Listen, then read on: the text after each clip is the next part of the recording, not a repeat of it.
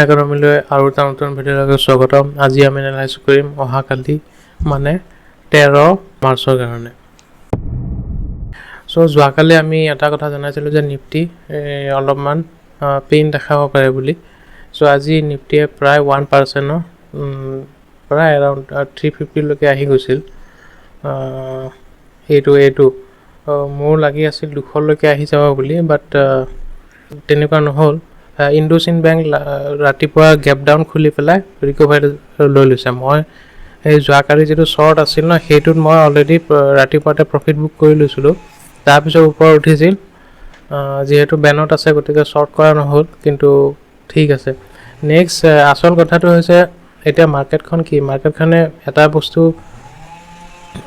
বস্তু ৰেচপেক্ট কৰি আছে যে এইটো 350 লেভেলটো। চ' এইটো হৈছে কি, আৰু এটা বস্তু হৈছে কি, মাৰ্কেটখনে এটা পেটাৰ্ণ আপোনাৰ এইটো যিটো কি বুলি কয়, এইখিনি ওপৰত গৈ পেলাই এইটো তলত গৈছে।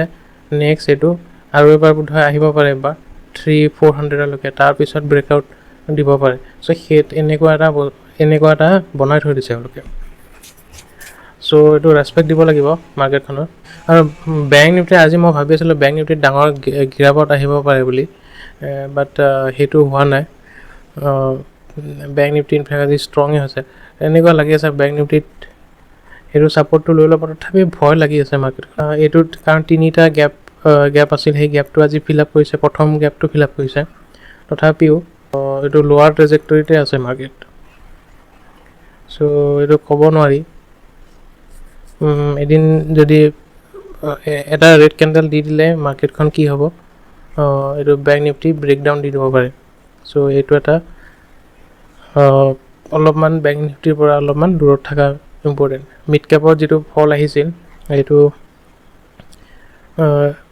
মিড কেপতটো প্ৰায় 2% ফল আহিছিল। তাৰপিছত আকৌ ৰিকভাৰী লৈছে, লৈ পেলাই 0.82%। চ' মাৰ্কেটখনত এতিয়া নিফটিয়ে কি হ'ব পাৰে অহাকালি আৰু অলপ তলত আহিব পাৰে, এৰাউণ্ড 450 মানত। এইটো যদি অলপমান ৰাখি থৈ দিওঁ, চ' এইটো 440 বা 400 ইমানখিনিলৈকে আহি পেলাই ৰিকভাৰী ল'ব পাৰে। এটা কথা, ফ্ৰাইডে বন্ধ আছে।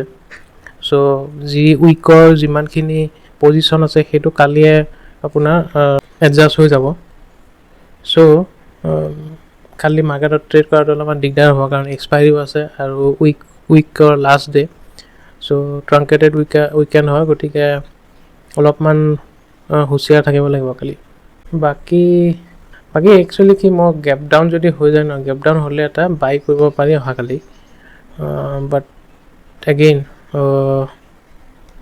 মিড কেপত যদি চাওঁ, মিড কেপতো সেই একেই। Thank U.